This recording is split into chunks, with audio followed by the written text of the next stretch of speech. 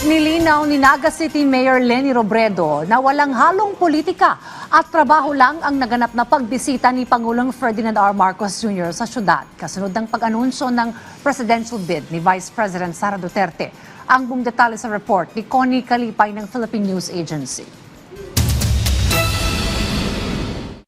Sa isang panayam pagkatapos ng pagbisita ni Pangulong Ferdinand R. Marcos Jr. sa Naga City, sinabi ni Naga City Mayor Leni Robredo na ang mga paghahanda para sa kaganapan ay nagsimula pa noong Enero.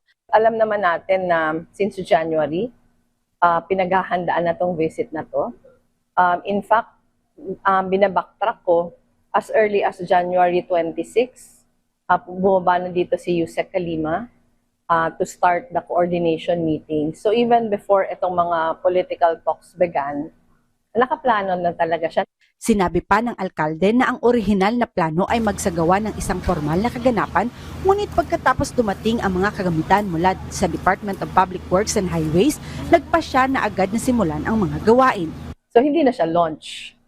So mabuti naman yung nangyari niya kasi napakita natin sa kanya yung parang before and after. Yung last na pinuntahan natin, nakita niya yung mga kumikitid na mga waterways na nakaka-worsen ng mga backflows natin. So nagbigay siya ng mga instructions to DPWH pati kay Secting Aliling ng DSUD na kasama niya kanina yung pag-relocate nga ng lahat ng mga nasa no-build zones. So nagkaroon siya na, although pinag-uusapan na namin to with DSUD, pero sinabi niya kay Secting na madaliin na.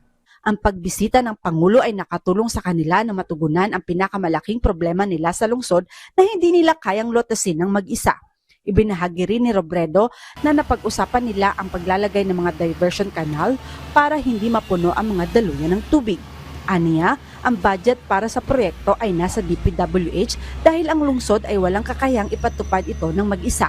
Napili ang Naga City bilang pilot area para sa Oplan kontrabaha dahil sa mataas na posibilidad ng pagbaha sa loob ng Bicol River Basin. Ang programa ay nakatuon sa 10 kilometrong Sagup Creek ng lungsod, isang pangunahing daluyan ng tubig na mahigpit na binabantayan ng lokal na pamahalaan.